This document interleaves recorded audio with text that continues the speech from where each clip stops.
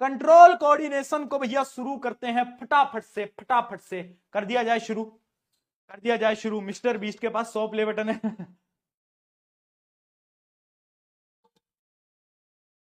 चलो आ जाओ, है ना। प्ले बटन देखो कोई बड़ी चीज नहीं है, मैं सही बताऊं तो, मतलब मेरे लिए प्ले बटन उतनी बड़ी चीज नहीं है, वेरी ऑनेस्टली। बट यस, कभी कभार लगता है। देखो मैं ना बहुत छोटे शहर से आता हूं, है ना। मैं वो दिल्ली बॉम्बे वाला लड़का नहीं हूं, है ना। मैं बहुत छोटे शहर से आया हूं, और एक प्रॉपर मिडिल क्लास फैमिली से, जिसने सब कुछ देखा है घर में, है ना, और अपनी मेहनत से बिल्ड करा है पिछले 7 साल के अंदर। पिछले 7 साल के अंदर अपनी मेहनत से बिल्ड करा है, जहां पर भी मैं हूं पिछले 7 साल के अंदर। तो मैंने वो नीचे वाला स्थिति भी देखी है, मैंने वो ऊपर वाली स्थिति भी देखी है, तो मेरे लिए वो चीज ना मैटर नहीं करती, क्योंकि मुझे पता है वही। ठीक है, आ जाओ, कंट्रोल एंड कोऑर्डिनेशन को स्टार्ट करते हैं। कंट्रोल एंड कोऑर्डिनेशन से स्टार्ट करते हैं। क्या है भाई कोऑर्डिनेशन? क्या होता है? Working together of the various organs. अब ये जो चैप्टर है ये स्टार्ट होता है कहां से? ये स्टार्ट होता है स्टिमुलाई या फिर स्टिमुलस से। स्टिमुलाई या फिर स्टिमुलस से। अब ये स्टिमुलाई या स्टिमुलस बेटा क्या होता है वो आपको समझना पड़ेगा। देखो भैया, इमेजिन करो अगर आपके पापा ने आपकी मार्कशीट देख ली, तो आपके पापा आपको क्या करेंगे बेटा? तड़ाक थप्पड़ मारेंगे। तो जो थप्पड़ पड़ेगा ना बेटा, जो थप्पड़ है वो तुम्हारे लिए क्या है? वो तुम्हारे लिए क्या है? वो तुम्हारे लिए है स्टिमुलाई। क्या है बेटा? वो तुम्हारे लिए है स्टिमुलाई। तो याद रखना, स्टिमुलाई क्या है? स्टिमुलाई है चेंज इन द एनवायरमेंट। अब जब तुम्हारे पापा ने तुम्हें थप्पड़ मारा, तो क्या हुआ? तुम्हारे गाल में ना यहां पर दर्द हुआ होगा। हुआ है ना, इमेजिनेशन में हो गया दर्द। है? तो वो दर्द कैसे हुआ? क्योंकि तुम्हारे गाल में है रिसेप्टर्स। रिसेप्टर्स क्या होते हैं? जो कि स्टिमुलाई को रिसीव करते हैं। अब रिसेप्टर भी अलग अलग टाइप के होते हैं। देखो बेटा, रिसेप्टर क्या है? सेल और ऑर्गन ऑफ द सेल और the group of the cell in sense organ that detect stimuli, जो कि स्टिमुलाई को डिटेक्ट करते हैं। अब बेसिकली 4 या 5 टाइप के आपके रिसेप्टर होते हैं। सबसे पहला रिसेप्टर है फोटो रिसेप्टर, जो कि आपकी आंखों के अंदर होता है। ये क्या करता है? ये लाइट को डिटेक्ट करता है। अगला है फोनो रिसेप्टर, जो कि फोन यानी कॉल पे बात करते हो ना, फोनो, है ना, हेलो हेलो हेलो, हाँ ठीक है। तो फोनो रिसेप्टर यानी जो आपके हियरिंग सुनने में मदद करता है। अगला है थर्मो रिसेप्टर। जो आपके पापा ने थप्पड़ मारा ना, दर्द हुआ, क्यों? थर्मो रिसेप्टर की वजह से हुआ था बेटा। ठीक है। अगला है ऑल फैक्ट्री रिसेप्टर, जो कि नोज, जो तुम्हें स्मेल आती है, वो ऑल फैक्ट्री रिसेप्टर की वजह से। और लास्ट है गस्टेटरी रिसेप्टर, जो कि जीभ के ऊपर होता है, जो कि आपके टेस्ट को बताता है, टंग के ऊपर होता है। ठीक है। तो अगर तुम्हारी मम्मी ने आज तुम्हें रात को दाल बना के खिलाई, तो तुम्हें यह नहीं बोलना है मम्मी दाल तो बहुत गंदी बनी है, तुम्हें बोलना है मम्मी मेरे गस्टेटरी रिसेप्टर्स पे इसका टेस्ट अच्छा नहीं आ रहा। तो मम्मी बोलेंगी ये क्या होता है? ठीक है ना। Don't try this at home. बहुत मार पड़ेगी, मम्मी बहुत मारती है बेटा, है ना। मैं भी ऐसी हरकतें करता हूं, मैं भी पिटता हूं। चलाओ, तो ये हो गया अपना क्या? स्टिमुलाई रिसेप्टर 5 टाइप के। अब क्या हुआ? मानो तुम्हें थप्पड़ पड़ा था, वो तुमने रिसेप्टर ने रिसीव करा। अब वो क्या करेगा? सिग्नल भेजेगा तुम्हारे ब्रेन तक, तुम्हारे सेंट्रल नर्वस सिस्टम तक, सीएनएस तक। सीएनएस सेंट्रल नर्वस सिस्टम तक। ठीक है। सेंट्रल नर्वस सिस्टम में क्या होता है? 2 ही चीजें होती हैं, आपकी ब्रेन होती है और आपकी स्पाइनल कॉर्ड होती है। वहां तक सिग्नल गया। अब वहां से सिग्नल वापस आएगा, वहां से सिग्नल वापस आएगा तुम्हारी गर्दन तक। क्यों? क्योंकि पापा थप्पड़ मारेंगे तो गर्दन भी तो ऐसे करनी पड़ेगी ना, ऐसे करनी पड़ेगी ना। कुछ प्रो होते हैं ना, वो तो थप्पड़ मारने से पहले ही ऐसे गर्दन कर लेते हैं, है ना। हाँ, तो पापा ने थप्पड़ मार तो गर्दन ऐसे करनी पड़ेगी, करनी पड़ी। तो वो सिग्नल किसने दिया? वो सिग्नल ब्रेन ने दिया, और वो सिग्नल आएगा यहां पर।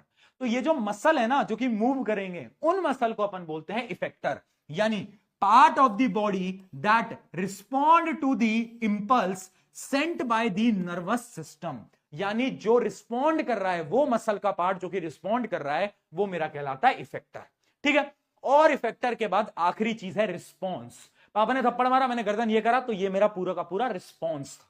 ठीक है। तो रिस्पॉन्स क्या? Final output. आगे समझ में? स्टिमुलाई, रिसेप्टर, इफेक्टर और क्या? रिस्पॉन्स। चलो, बहुत बढ़िया, बहुत बढ़िया। ठीक है। अब बात करते हैं भैया नर्वस सिस्टम की। भैया आपने हमें ये सब तो बता दिया, बट ये बताओ ये सीएनएस क्या होता है?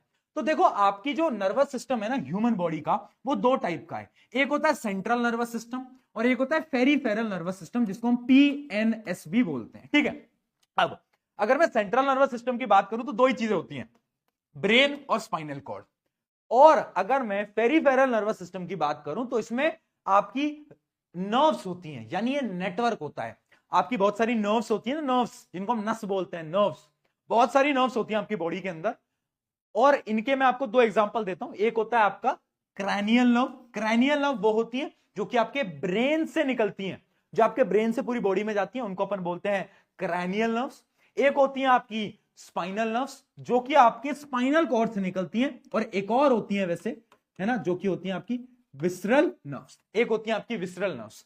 विसरल नर्व्स क्या होती है? वो भी आपके स्पाइनल कॉर्ड से ही होती है, बट वो इंटरनल ऑर्गन से कनेक्टेड होती हैं। उतना डिटेल में नहीं समझना, इतना समझो कि पेरिफेरल नर्वस सिस्टम पीएनएस के अंदर तीन चीजें हैं। एक क्या है? एक है आपका क्रैनियल नर्व, एक है स्पाइनल नर्व और एक है विसरल नर्व। बस तीन टाइप की नर्व है। ठीक है, आ गया समझ में? बहुत बढ़िया, बहुत बढ़िया, आ गया समझ में? डन है, डन है, डन है, चलो बहुत बढ़िया। ओके जी, अब अपन ना पीएनएस अपने सिलेबस में पूछा नहीं जाता, अपने लिए इंपॉर्टेंट है सेंट्रल नर्वस सिस्टम। उस सेंट्रल नर्वस सिस्टम को समझने के लिए हमें यह समझना पड़ेगा कि सिग्नल हमारी बॉडी में चल कैसे रहे हैं, फ्लो कैसे हो रहा है। तो बेटा वो फ्लो कैसे हो रहा है वो समझने की कोशिश करना। वो फ्लो होता है न्यूरॉन की मदद से। न्यूरॉन क्या होता है? आपकी बॉडी का सबसे लॉन्गेस्ट सेल न्यूरॉन कहलाता है। 9th क्लास में पढ़ा था, है ना। लॉन्गेस्ट सेल क्या है? न्यूरॉन है। न्यूरॉन क्या करता है? इंफॉर्मेशन को ट्रांसफर करता है। ठीक है, अब यहां पर ना न्यूरॉन का जो डायग्राम है ना बेटा, ये सबको बनाना आना चाहिए और ये बहुत सिंपल है। इसमें तुम बस ऐसे बनाओ, फिर उसके बाद क्या करो, इसके पार्ट्स बना दो, मतलब इसको ऐसे एक्सटेंडेड वर्जन्स कर दो, इसके एक्सटेंडेड वर्जन्स कर दो, और फिर उसकी एक पूंछ निकाल दो लास्ट में, उसकी एक पूंछ निकाल दो। तो बहुत सिंपल डायग्राम है। एक सेल बनाना है, ये क्या है? ये बॉडी है उसकी, ये टेल है उसकी, और लास्ट में पॉइंटर्स निकाल देना। ठीक है, ये बहुत बार पूछा गया इसलिए बता रहा हूं। अब देखो, ये डायग्राम बनाने को भी आएगा, लेबलिंग करने को भी आएगा, समझना। ये जो आप देख पा रहे हो, ये जो आप देख पा रहे हो, इसके जो पॉइंट्स हैं इनको हम बोलते हैं डेंड्राइट्स। क्या बोलते हैं? डेंड्राइट्स। डेंड्राइट्स क्या करते हैं? जितनी भी आपकी इंफॉर्मेशन है, उन इंफॉर्मेशन को क्या करते हैं? बताओ, कैप्चर करते हैं। जो सिग्नल है ना, सिग्नल, कौन से सिग्नल बताओ भैया? Chemical signal. अरे पापा ने थप्पड़ मारा, सिग्नल प्रोड्यूस हुआ, तो उस सिग्नल को रिसीव कौन करेगा? उसको रिसीव करेगा अपना डेंड्राइट। तो डेंड्राइट क्या करते हैं? उन केमिकल सिग्नल को रिसीव करते हैं। अब ये है आपकी सेल बॉडी, ये है आपका न्यूक्लियस। ठीक है, ये पूरी की पूरी सेल बॉडी है। सेल बॉडी का एक और नाम होता है साइटोन। क्या? साइटोन। ठीक है, अब देखो बेटा, सेल बॉडी का क्या काम है? ये जो आपके केमिकल सिग्नल है, इनको इलेक्ट्रिकल सिग्नल के अंदर कन्वर्ट कर देगा। अब इलेक्ट्रिकल सिग्नल से कन्वर्ट करके ये जो एरिया है, इसको अपन बोलते हैं एक्सॉन। क्या बोलते हैं? एक्सॉन। ठीक है, एक्सॉन का क्या काम है? एक्सॉन है longest fibre of the cell body. It transmit, ये क्या करता है? ट्रांसमिट करता है इलेक्ट्रिकल सिग्नल को। कहां तक? आपकी एंडिंग तक। ये जो आप देख पा रहे हो, इनको हम बोलते हैं नर्व एंडिंग। क्या बोलते हैं? Nerve ending. ठीक है, अब नर्व एंडिंग से वो जो आपके इलेक्ट्रिकल सिग्नल थे ना, वो वापस से केमिकल में कन्वर्ट होते हैं और आगे चले जाते हैं, आगे चले जाते हैं। ठीक है, अब समझना बेटा, मान लो ये एक न्यूरॉन है, ये दूसरा न्यूरॉन है। अब इस न्यूरॉन से सिग्नल आगे गए, और इस न्यूरॉन में जाने के बीच का जो गैप है ना, gap between two neurons is called synapse. Is called synapse. क्या बोलते हैं उसको अपन? उसको अपन बोलते हैं synapse. Gap between the nerve ending of one neuron and dendrite of the other neuron. एक की नर्व एंडिंग, दूसरे का डेंड्राइट, इनके बीच का जो गैप है उसको अपन क्या बोल रहे हैं? उसको अपन बोल रहे हैं साइनैप्स। क्या बोल रहे हैं? साइनैप्स। अच्छा, आपको फ्लो समझ में आ गया? केमिकल सिग्नल, इलेक्ट्रिकल सिग्नल, वापस से chemical signal, chemical, electrical, chemical. आया समझ में? जल्दी बताओ, इतना समझ में आया बेटा? फटाफट से बताओ। ऑल गुड है? ऑल गुड है बेटा? ऑल गुड है, चलो बहुत बढ़िया। अब मैं आपको एक डेफिनेशन दिखाता हूं। डेफिनेशन है what is nerve impulse. Nerve impulse क्या होता है? तो nerve impulse is an electrical signal carrying information in nervous system. यानी आप ये समझो, नर्व इंपल्स क्या होता है? ये सिग्नल्स हैं जो आपके न्यूरॉन्स के अंदर जो सिग्नल ट्रांसमिट हो रहे हैं ना, इन्हीं को ही अपन नर्व इंपल्स बोलते हैं। इन्हीं को ही अपन क्या बोलते हैं? Nerve impulse. तो कंफ्यूज नहीं होना भैया, नर्व इंपल्स क्या नई चीज आ गई? नर्व इंपल्स क्या आ गई? नर्व इंपल्स कुछ नहीं है, ये इलेक्ट्रिकल काट लेना यहां से। Nerve impulse is an signal carrying information in nervous system. ये जो न्यूरॉन के अंदर पूरी इंफॉर्मेशन कैरी हो रही है, इसी प्रोसेस को अपन बोलते हैं नर्व इंपल्स। ठीक है बेटा, समझ आया? समझ आया? फ्लो समझ आ गया पूरा का पूरा? अब देखो, यहां पर एक चीज और होती है जो कि होता है न्यूरो मस्कुलर जंक्शन, NMJ। ये क्या है? देखो, आपको याद है पापा ने थप्पड़ मारा तो सिग्नल तुम्हारी गर्दन तक आया था, आया था? याद कर, याद कर, याद कर जल्दी, आया था नहीं आया था, जल्दी बताओ फटाफट, आया था नहीं आया था, बिल्कुल आया था, आया था सिग्नल। हाँ, यानी अगर तुम थोड़ा सा बेटा दिमाग लगाओ, न्यूरोमस्कुलर जंक्शन वो है कि वो न्यूरॉन जो कि सिग्नल को तुम्हारे इफेक्टर तक लेकर आ रहा है, उसका जो ज्वाइनिंग पॉइंट है उसको अपन बोलेंगे न्यूरोमस्कुलर जंक्शन। यानी ये क्या है, connection between the terminal end of the motor nerve. अब ये मोटर छोड़ो, अभी समझा दूंगा, ये समझो, this is the connection between end of the neuron to the muscle. इस मसल से जब न्यूरॉन कनेक्ट करता है ना लास्ट में, उस प्रोसेस को, उस पॉइंट को अपन बोलते हैं न्यूरोमस्कुलर जंक्शन। ठीक है, अगर अभी समझ नहीं आया, मैं आपको अब टाइप ऑफ न्यूरॉन समझाऊंगा, उसमें आपको बहुत सारी चीजें क्लियर हो जाएंगी। ठीक है भैया, पानी कहां गया, पानी मंगवा दो भाई, 1 मिनट, राजीव भाई पानी ला दो, कहां हो? हाँ भाई, कितनी पानी की बोतलें पी जाता हूं ना मैं। राजीव भाई जरा पानी वानी ला दो यार, कहां हो यार? बच्चे कह रहे हैं कि राजीव भैया नहीं है क्या आज? हाँ चलो भाई, ठीक है, पानी पी लो। अब देखो, अब तुम्हें अगर समझ नहीं आया ना न्यूरोमस्कुलर जंक्शन, तो तुम्हें इससे समझ आ जाएगा, मैं फ्लो समझाता हूं।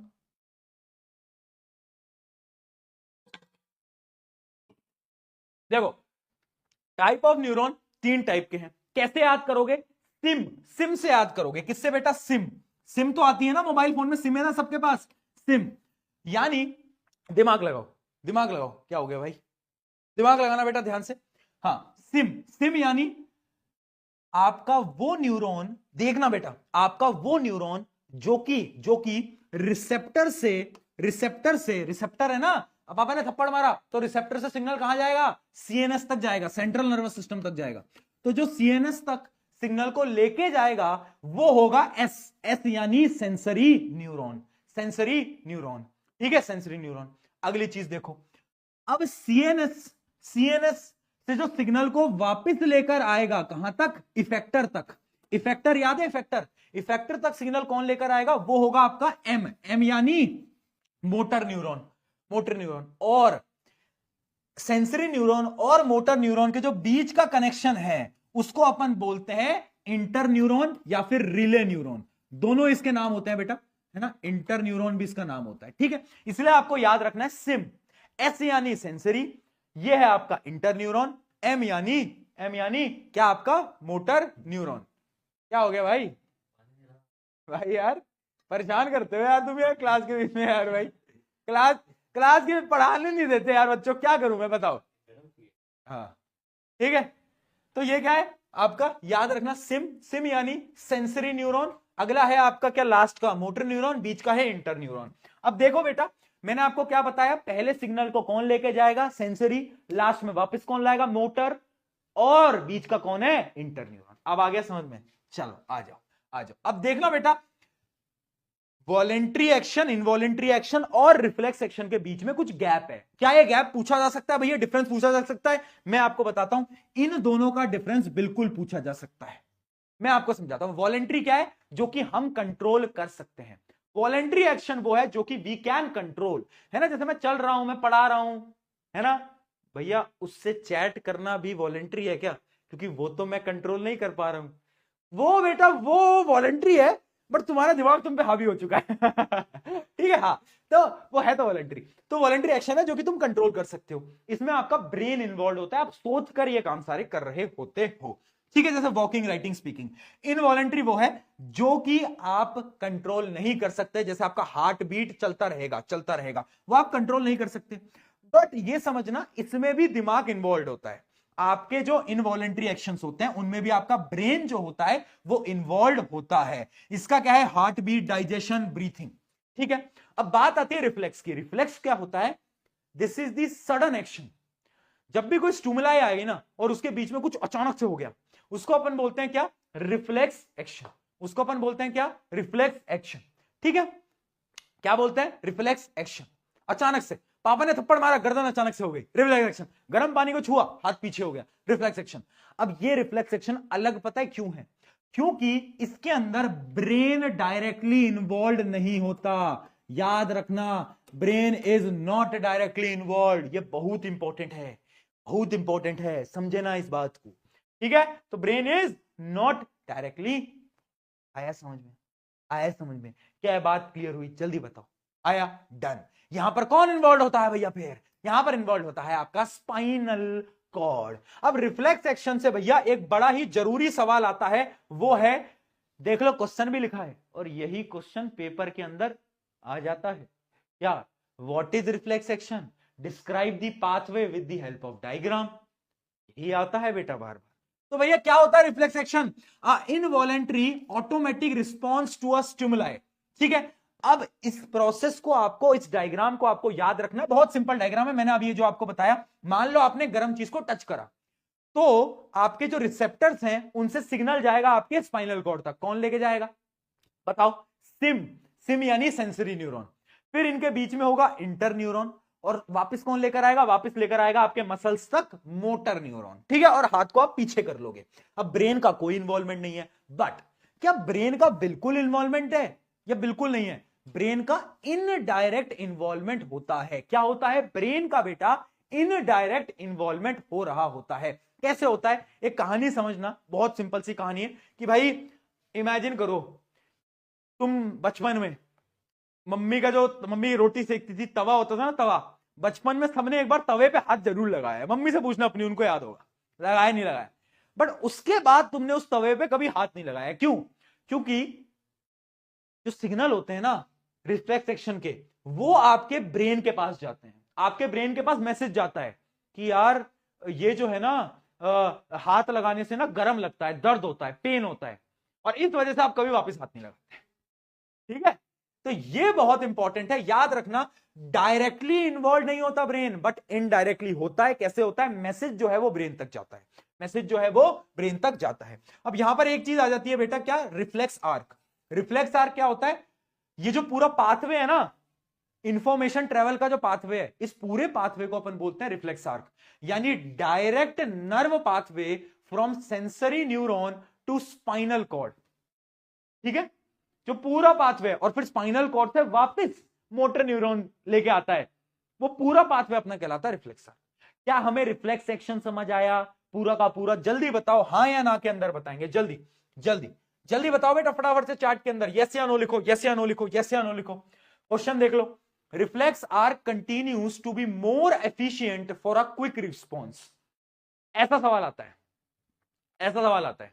क्या पूछते हैं उस सवाल के अंदर, उस सवाल के अंदर ये पूछते हैं, उस सवाल के अंदर ये पूछते हैं, क्या हो गया भाई कैसे आ जा रहे हो यार बीच बीच में, आ जाओ आ जाओ आ जाओ आ जाओ आ जाओ आ जाओ भाई, लो भाई वैभव आ जा, अरे तू भी आ जा यार, क्या चल रहा है। तो ये है मेरा कजन भाई, ये तू पिछले साल पढ़ा था ना, हाँ अभी कौन सी क्लास में, 11th। 11th में, तो पिछले साल पढ़ा था, हाँ क्या क्या रहा था, मतलब मैं मतलब ये आ गया तो मैं एक बार पूछ लेता हूँ इससे कि कैसा रहा था पिछले साल का एक्सपीरियंस, इनको बता दे, इनका क्या पेपर है अभी 20 तारीख को, तो ये भी सुबह 4 बजे जगेगी, तू जगा था सुबह 4 बजे, जगा था पिछली बार, ली थी, सारी ली थी, सारा और पेपर उसी में से आया था। नहीं सुबह 4 बजे जगा था, हाँ 4 बजे जगा था, उस दिन सोया नहीं था क्या नहीं उस दिन सोया नहीं था, तो कैसा रहा था, मतलब 11th का, मतलब 10th का एक्सपीरियंस।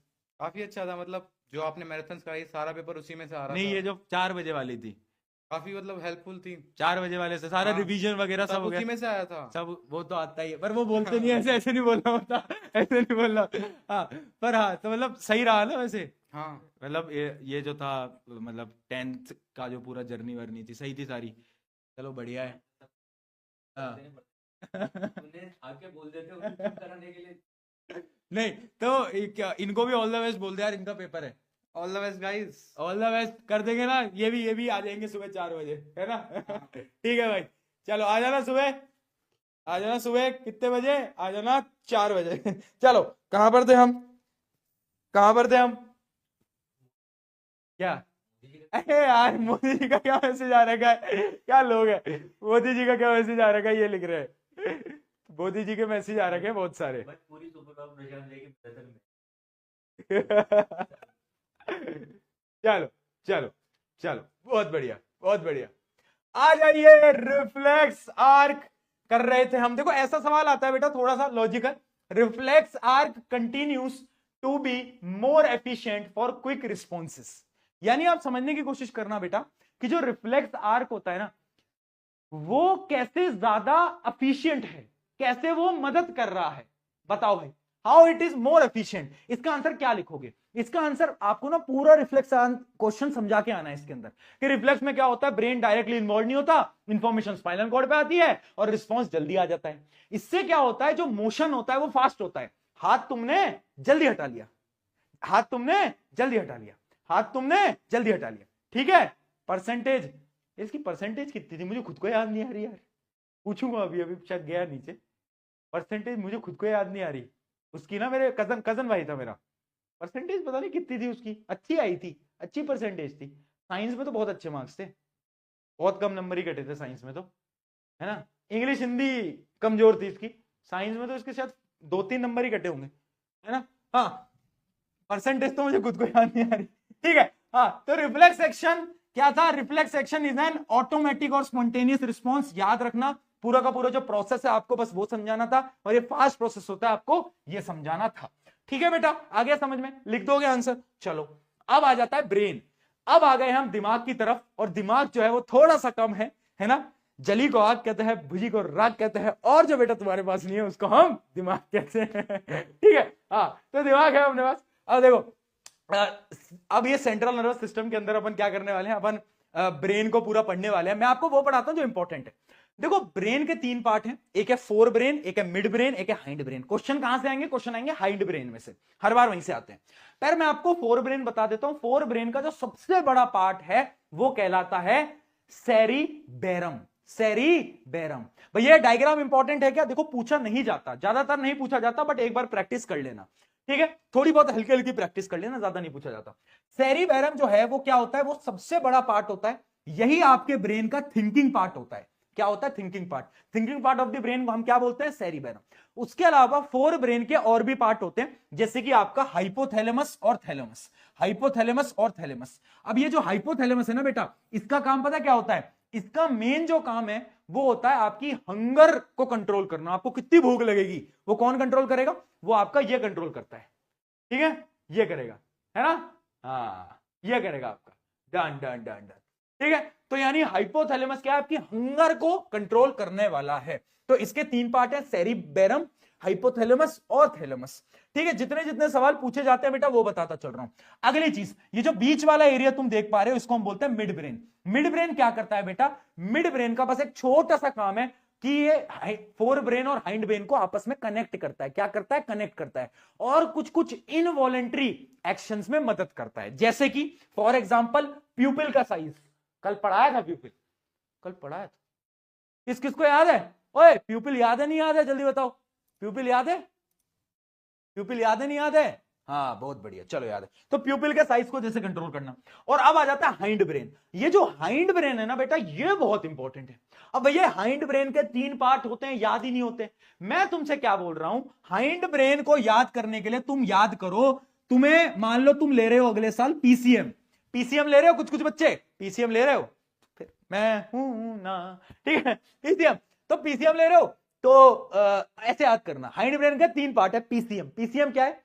पहला पी का मतलब क्या होता है? पॉन्स। बेटा इसको एकदम ध्यान से सुनना, सुनने में एक गलती होगी तो बहुत थप्पड़ पड़ता है। पॉन्स क्या है? पॉन्स, ठीक है।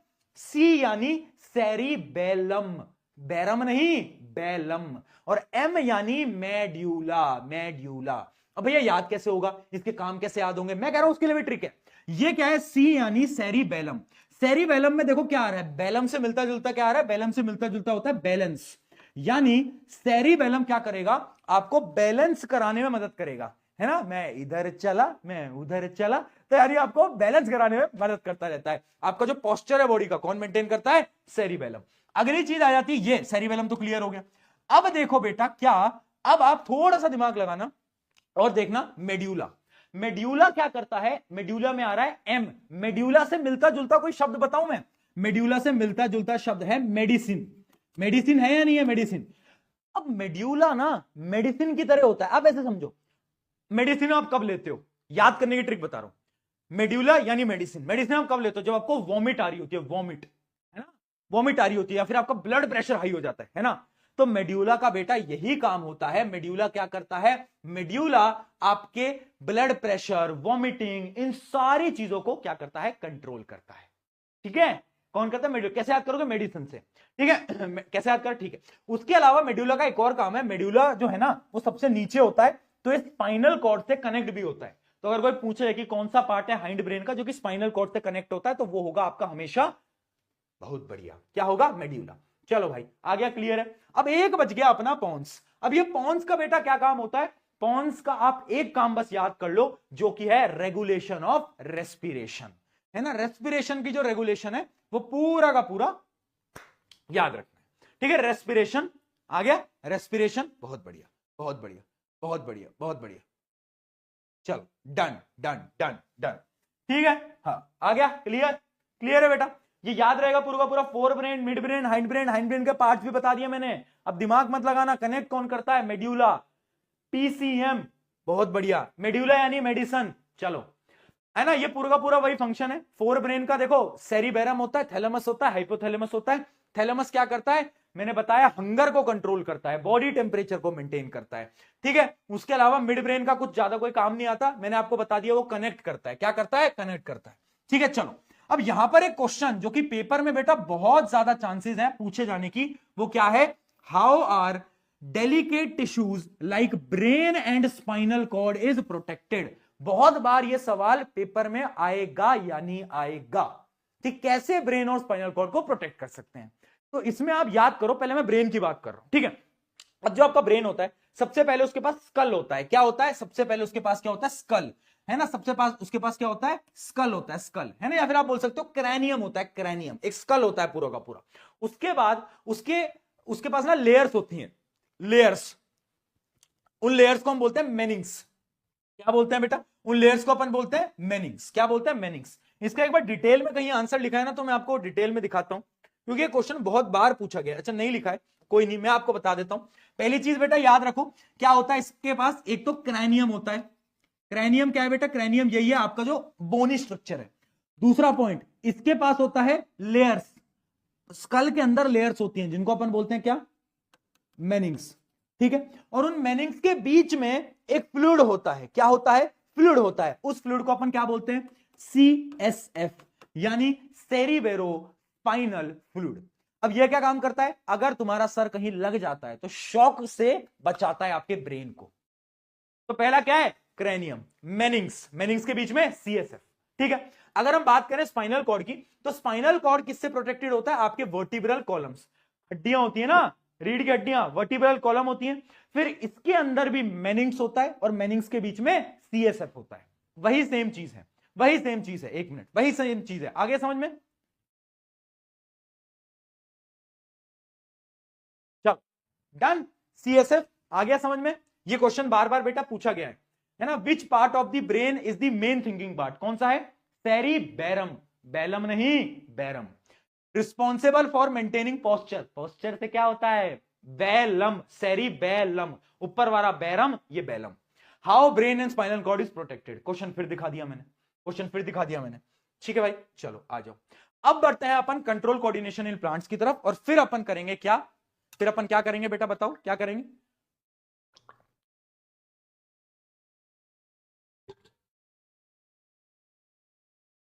कल अपन क्या करेंगे इसके बाद? हॉर्मोन्स। ठीक है, चलो अब फटाफट से देखते हैं कि प्लांट्स में कैसे कंट्रोल कोऑर्डिनेशन होता है। अब देखो, प्लांट्स के अंदर भी मूवमेंट होते हैं, दो प्रकार के। बच्चे लिख रहे हैं इसके बाद डांस करेंगे।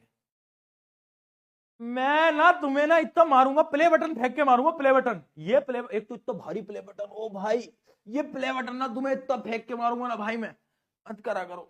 क्या बहुत भारी भाई? तुम्हें हल्का लगता है, बहुत भारी होता है ये। ठीक है, देखो, कंट्रोल कोऑर्डिनेशन मूवमेंट जो होते हैं दो टाइप के होते हैं, एक होता है ट्रॉपिक, एक होता है नेस्टिक। कैसे याद करेंगे भैया? ट्रॉपिक में क्या होता है, नेस्टिक में क्या होता है? देख, नेस्टिक में एन आ रहा है, एन, एन यानी नो, नो भैया, नो तो उसने भी बोला था मुझे, कोई बात नहीं बेटा। नो, नो यानी यहां पर नो मूवमेंट होगा। नेस्टिक मूवमेंट वो होते हैं जहां पर मूवमेंट नहीं होता, यानी यहां पर ग्रोथ रिलेटेड मूवमेंट नहीं होता। क्या नहीं होता, ग्रोथ रिलेटेड मूवमेंट नहीं होता। जबकि ट्रॉपिक मूवमेंट क्या होते हैं, जहां पर आपका ग्रोथ रिलेटेड मूवमेंट होता है। तो नेस्टिक और ट्रॉपिक का डिफरेंस देखो क्या है। नेस्टिक जो होता है वो है नॉन डायरेक्शनल रिस्पॉन्स, यहां पर कोई डायरेक्शन नहीं होती है ना। इसका एग्जाम्पल क्या है, टच मी नॉट प्लांट, जिसको हम क्या बोलते हैं, बोलो, मिमूसा प्यूडिका। मिमूसा प्यूडिका, अरे समोसा और पुदीना की चटनी नहीं, मिमूसा पुडिका। समोसा पुदीना मतलब क्या आना पेपर के अंदर, मिमूसा पुडिका। टच मी नॉट, उसको टच करते तो बंद हो जाता है। वो क्या है, वो नेस्टिक मूवमेंट है, वहां ग्रोथ नहीं हो रही है। बट ट्रॉपिक मूवमेंट में क्या होता है, ग्रोथ होती है। नेस्टिक मूवमेंट बहुत फास्ट होता है और ये जो होता है आपका स्लो होता है। ठीक है, इन्वॉल्व्स दी फ्लैट ऑर्गन्स, जैसे कि लीव और पेटल।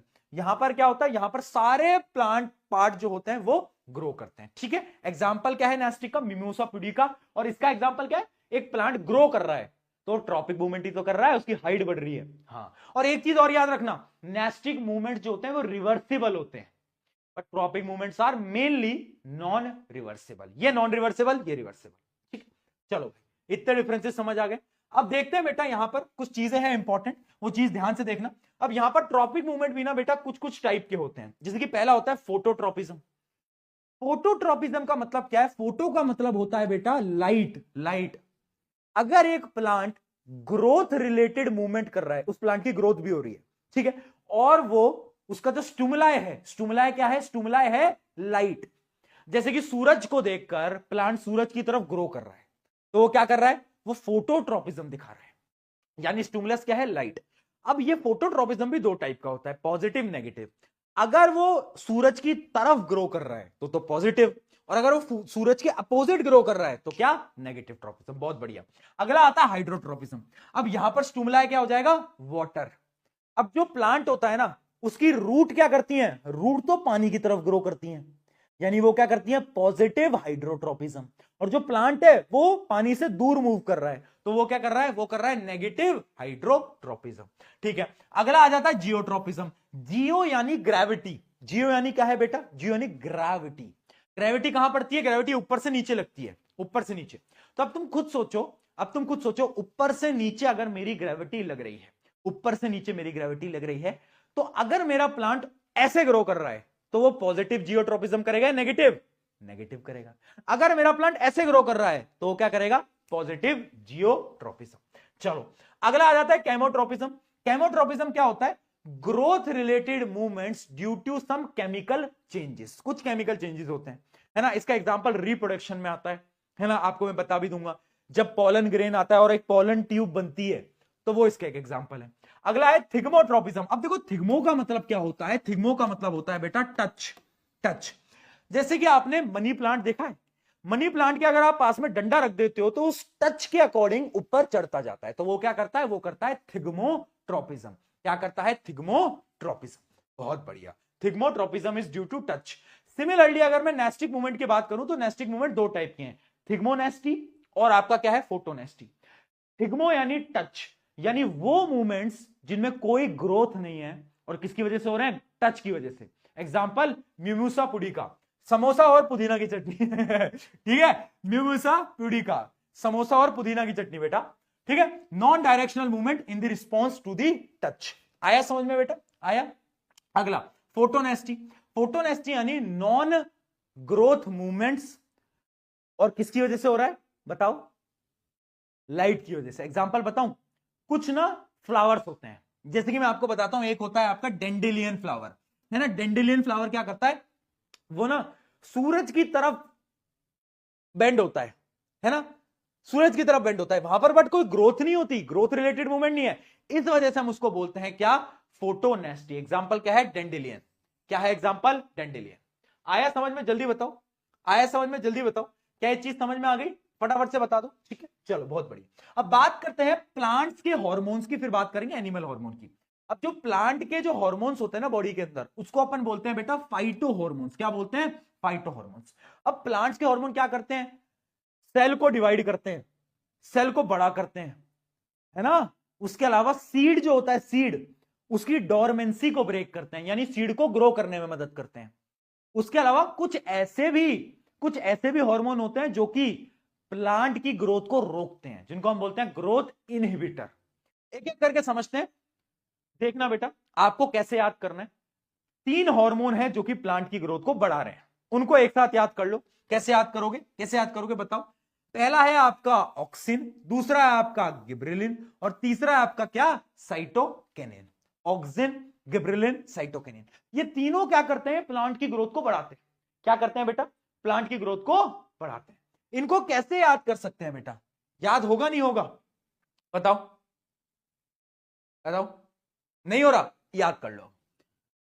आजा, आजा भाई घर चलें, आजा भाई घर चलें, है ना भाई। जैसी हार्मोन देखो क्या बोलना है, आजा घर चले, यानी ऑक्सिन, गिबरेलिन, साइटोकिनिन। ठीक, अब देखो इनके बीच का डिफरेंस क्या है, एक एक करके वो भी समझाऊंगा, बच्चे बहुत कंफ्यूज होते हैं। Auxin is present at the tip of the root and shoot, यानी जो ग्रोथ हो रही है ना, मेन जो ग्रोथ हो रही है वो कौन कर रहा है, ऑक्सिन कर रहा है। कहां पर प्रेजेंट है, टिप्स पे प्रेजेंट है, याद करना, रूट और शूट की। दूसरा है गिबरेलिन, गिबरेलिन क्या कर रहा है, गिबरेलिन सेल को बड़ा बना रहा है। कैसे बना रहा है, इसका मेन काम है सीड जर्मिनेशन, यानी जो सीड होता है ना उसको उगाता कौन है, गिबरेलिन उगाता है। कौन उगाता है, गिबरेलिन। साइटोकिनिन, अब देखो साइटो का मतलब क्या होता था, सेल, और किनिन का मतलब डिवीजन, यानी साइटोकिनिन का मेन काम होगा क्या, सेल डिवीजन। क्या होगा, सेल डिवीजन, यानी ये क्या करता है, ये सेल डिवीजन करता है, और ये स्टोमेटा को ओपन कराता है। क्या करता है, स्टोमेटा ओपनिंग में भी ये मदद आपको कर रहा होता है। ठीक है बेटा, है ना, आगे समझ में। सेल डिवीजन, इसका काम क्या है, रूट शूट टिप्स, इसका क्या है, जर्मिनेशन, इसका क्या है, बहुत बढ़िया। आगे आता है एब्सिसिक एसिड। अब ये क्या करेगा, ये ग्रोथ को रोकेगा। ये क्या करेगा, ये ग्रोथ को रोकेगा। कैसे रोकेगा बेटा, ये ग्रोथ को, एब्सिसिक एसिड जो होता है वो इनहिबिट करता है, ग्रोथ को रोकता है। जैसे सीड को ग्रो नहीं होने देगा, प्लांट को बड़ा नहीं होने देगा, तो ये क्या है, ये ग्रोथ इनहिबिटर है। अगला है इथाइलिन।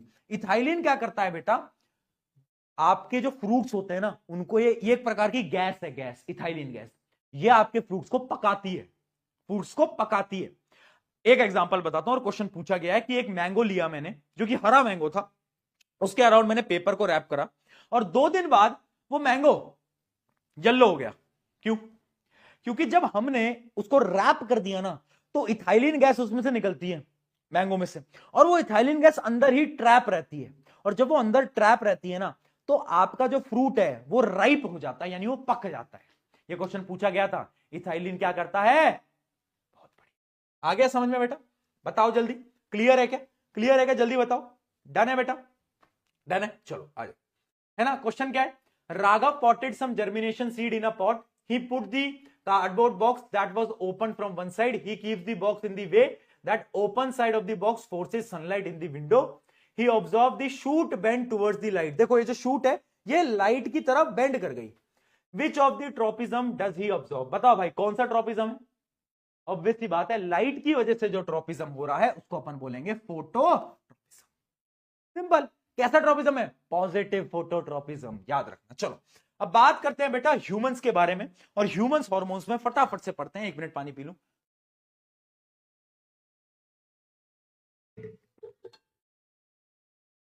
एक मिनट पानी पी लूं। देखो क्या है, जो ह्यूमंस हैं उसके जो ग्लैंड्स होते हैं बेटा 2 टाइप के, एक होता है आपका एंडोक्राइन, एक होता है आपका एक्सोक्राइन ग्लैंड। अब ये जो डिफरेंस है ना, इनको अब तुम्हें देखने की बेटा जरूरत नहीं है, क्योंकि अब एग्जाम पास आ गया, और एंडोक्राइन और एक्सोक्राइन ग्लैंड के बीच में ऐसे कोई डिफरेंस नहीं है जो कि तुमसे बार बार पूछा जाएगा। तुम्हें डायरेक्टली हार्मोन्स की तरफ आना है कि हार्मोन्स क्या होते हैं। तो देखो बेटा, हार्मोन्स होते हैं केमिकल मैसेंजर। क्या होते हैं, केमिकल मैसेंजर, जो कि आपकी बॉडी के अंदर कुछ एक्टिविटीज को करवा रहे हैं, उनको हम क्या बोलते हैं, उनको हम बोलते हैं हार्मोन। ठीक है, केमिकल मैसेंजर होते हैं। अब यहां पर जो बहुत इंपॉर्टेंट टॉपिक है ना वो है फीडबैक मैकेनिज्म। फीडबैक मैकेनिज्म क्या होता है वो मैं आपको एक एक करके अभी समझाता चलूंगा। ठीक है, चलो पहले अपन सारे के सारे ग्लैंड देखते हैं, और उन ग्लैंड्स का अपन क्या करते हैं, याद करते हैं। ठीक है, बहुत सिंपल है बेटा, याद हो जाएगा, 2 मिनट के अंदर याद हो जाएगा। देखो सबसे पहले दिमाग, दिमाग में क्या है, पिट्यूटरी ग्लैंड। सबसे पहले क्या आया, ब्रेन, ब्रेन के अंदर क्या है, पिट्यूटरी ग्लैंड। पिट्यूटरी ग्लैंड क्या करता है, ग्रोथ हार्मोन्स को सेक्रीट कर रहा होता है। क्या करता है बेटा, ग्रोथ हार्मोन्स को सेक्रीट कर देता है। रख दो रख दो इधर रख दो। ठीक है, पिट्यूटरी ग्लैंड क्या करता है, पिट्यूटरी ग्लैंड जो है वो ग्रोथ हार्मोन्स को सेक्रीट करता है। अब ये कहां प्रेजेंट होता है, ये आपके ब्रेन में प्रेजेंट होता है। इसका मेन काम क्या है? ग्रोथ करवाना। जैसे आपने देखा होगा खली जो है उसकी बॉडी बहुत ज्यादा है, कुछ लोग छोटे हो जाते हैं, क्यों? क्योंकि किसी की ग्रोथ हार्मोन ज्यादा निकल गए, किसी के कम निकल गए, ठीक है ना। अगली चीज क्या है? Thyroid gland. अगली चीज क्या है? Thyroid gland. ये आ गया अपन ब्रेन से नीचे यहां पर। अब यहां पर होता है थायराइड ग्लैंड। ये क्या करता है? एक हार्मोन होता है थायरोक्सिन। कौन सा हार्मोन है? थायरोक्सिन। थायरोक्सिन ग्लैंड ये थायरोक्सिन हार्मोन को सेक्रेट कर रहा है, थायराइड ग्लैंड। इसका काम क्या है? ये पता क्या करता है? Regulates metabolism of carbohydrate, fat, protein. बहुत सारे आपका जो मेटाबॉलिज्म है ना पूरी बॉडी का, जो खाना है उसको कौन डाइजेस्ट कराता है, कौन उस प्रोसेस को बनाता है? ये थायरोक्सिन हार्मोन। अब यहां पर एक बीमारी होती है, वो होती है गोइटर। क्वेश्चन आता है कि गोइटर हुआ है किस वजह से हुआ है? मैं आपको बता देता हूं रीजन। देखो कभी देखो जो थायरोक्सिन हार्मोन है ना वो आयोडीन पे डिपेंड करता है। यानी अगर तुम ज्यादा आयोडीन कंज्यूम कर रहे हो तो थायरोक्सिन हार्मोन ज्यादा प्रोड्यूस होगा। बट अगर आपके पास आयोडीन की डेफिशिएंसी हो जाएगी ना तो कम थायरोक्सिन प्रोड्यूस होगा और आपको एक बीमारी हो सकती है जो कि है गोइटर। बेटा आज बता रहा हूं गोइटर पे 2 नंबर के सवाल में बहुत बार क्वेश्चन पूछे गए हैं। किस पे? गोइटर। कि ये जो बीमारी है ये कैसे होगी, है ना, याद रखना आयोडीन की डेफिशिएंसी से होती है। चलो अगला आ जाता है पैराथायरॉयड ग्लैंड, जो कि थायराइड ग्लैंड के जस्ट नीचे है, जस्ट नीचे है, ठीक है। तो वो एक हार्मोन रिलीज करता है जिसको अपन बोलते हैं पैराथॉर्मोन। क्या है? पैराथॉर्मोन। पैराथॉर्मोन का काम क्या है? कैल्शियम और फॉस्फेट का जो लेवल है ब्लड के अंदर उसको क्या करता है? सही करता है, रेगुलेट करता है। पैराथॉर्मोन उतना इंपॉर्टेंट नहीं है, याद नहीं भी करना तो भी चल जाएगा, पर थायराइड याद रखना। अगला आता है थाइमस। थाइमस कहां आता है? यहां पर चेस्ट में, चेस्ट के इधर, ठीक है। अब ये जो थाइमस ग्लैंड होता है ये पता क्या करता है? ये इसका जो मेन काम है ना ये इम्यूनिटी प्रोवाइड करता है। क्वेश्चन ये पूछा जाएगा कि बच्चों के अंदर थाइमस ग्लैंड बड़ा होता है, बट जैसे जैसे एज बढ़ती जाती है थाइमस ग्लैंड श्रिंक क्यों हो जाता है? क्योंकि जब चिल्ड्रन होते हैं, बच्चे होते हैं, तो उनको ज्यादा इम्यूनिटी चाहिए, बट जैसे जैसे जैसे समय बीतता जाता है हमें इम्यूनिटी की जरूरत नहीं होती, इस वजह से थाइमस ग्लैंड श्रिंक हो जाता है समय के साथ। अगला पेनक्रियास। ये तो बहुत इंपॉर्टेंट है। पेनक्रियास कहां पर है? पता है ना, अभी बताया था पेनक्रियास। अब पेनक्रियास एक ऐसा ग्लैंड है ना जो कि एंजाइम्स को भी रिलीज करता था, याद करो एंजाइम निकालता था पेनक्रियास 3, हाँ, और उसके साथ साथ ये ना 2 हार्मोन्स को भी रिलीज करता है। कौन कौन से 2 हार्मोन है? एक है इंसुलिन और एक है आपके ग्लूकाजन। क्या है? आपके ग्लूकाजन, ठीक है। एक है इंसुलिन, एक है आपका ग्लूकाजन। अब देखो इंसुलिन क्या करता है? आपकी बॉडी का अगर ब्लड का शुगर लेवल बढ़ गया तो आएगा इंसुलिन और उस ब्लड शुगर से लड़ाई वड़ाई करेगा और बोलेगा तू नीचे बैठ जा, ब्लड शुगर को कम कर देगा। अब इमेजिन करो आपकी बॉडी का ब्लड शुगर कम रह गया तो फिर ग्लूकाजन आएगा और वो बोलेगा ब्लड शुगर ज्यादा हो जाए, ज्यादा हो जाए, ज्यादा हो जाए, ज्यादा हो जाए। ये तो इंसुलिन कम करता है, ग्लूकाजन बढ़ाता है, ठीक है। इसकी मदद से ये दोनों मिलके क्या करते हैं? ये दोनों मिलके ब्लड शुगर लेवल को मेंटेन करते हैं। अगर पेनक्रियास ढंग से काम नहीं करता तो पता क्या होता है? तो होती है डायबिटीज। आपने सुना होगा डायबिटीज। डायबिटीज डायबिटीज क्यों होती है? डायबिटीज इसलिए होती है क्योंकि आपकी बॉडी में इंसुलिन कम प्रोड्यूस होता है, तब आपको डायबिटीज हो जाती है। अगला हार्मोन है एड्रेनल। देखो एड्रेनल ग्लैंड होता है कहां पर? आपकी किडनी। किडनी यहां होती है बेटा, किडनी यहां होती है, ठीक है। किडनी के जो टॉप है ना, किडनी का जो टॉप है उस टॉप पे 2 ग्लैंड है एड्रेनल ग्लैंड। ये कौन से हार्मोन को रिलीज करते हैं? एड्रेनलिन। क्या करते हैं? एड्रेनलिन। वो तो आपको पता ही है ना, एड्रेनलिन हार्मोन को रिलीज करते हैं। ये क्या होता है? अचानक से कुत्ता पड़ा है कभी पीछे? है डॉगी पड़ा है कभी पीछे? मेरे पड़ा था जब मैं एक बार कोचिंग से आ रहा था, तो जो मैं भागा था ना मैं बन गया था भाई हुसैन बोल्ट। मैं बहुत तेज भागा। क्यों? क्योंकि मेरे एड्रेनलिन मेरी बॉडी में आ गया था एड्रेनलिन। और एड्रेनलिन क्या करता है? ये एक इमरजेंसी ग्लैंड होता है। इमरजेंसी ग्लैंड क्या करता है? इसको जैसी फील होता है कि इमरजेंसी हो गई है तो ये हार्मोन आपकी हार्ट बीट, रेस्पिरेशन सबको इंक्रीज कर देता है, आपकी बॉडी के अंदर एनर्जी प्रोडक्शन को हाई कर देता है, ठीक है। अगला बताता हूं, तो याद रखना ये क्या है? Emergency gland. अगला है टेस्टिस और ओवरीज। टेस्टिस होती है मेल के अंदर, ओवरीज होती है फीमेल के अंदर। टेस्टिस क्या करती है? एक हार्मोन होता है टेस्टोस्टेरोन, वो रिलीज कर रहा होता है जो कि मेल को प्यूबर्टी देती है ना। अगली चीज, फीमेल में होते हैं 2 आपके हार्मोन, एक होता है एस्ट्रोजन और एक होता है प्रोजेस्टेरोन। एस्ट्रोजन तो फीमेल प्यूबर्टी को कंट्रोल करता है और जो प्रोजेस्टेरोन है वो जो फीमेल प्रेग्नेंट होती है उस टाइम पे हार्मोन रिलीज हो रहा होता है, ठीक है बेटा, डन है। अब बताओ यहां से शुरू करा, यहां पर आए, यहां पर आए, ठीक है, यहां से शुरू करा था, यहां पर आए, यहां पर आए, पेनक्रियाज में आए, किडनी में आए और नीचे चले गए, ठीक है। क्लियर? डन? डन है बेटा। क्वेश्चन बताओ, name the endocrine gland associated with the following function and the hormone they secrete. Regulation of blood sugar level कौन करता है? पेनक्रियास, पेनक्रियास, इंसुलिन, बहुत बढ़िया।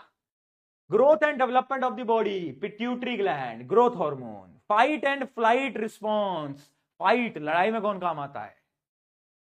Adrenaline, adrenal gland. चलो बहुत बढ़िया बेटा, बहुत बढ़िया, ठीक है। चलिए चीता, ओहो चीता, चीता तो प्रशांत नहीं है, चीता ही कह दे, शेर।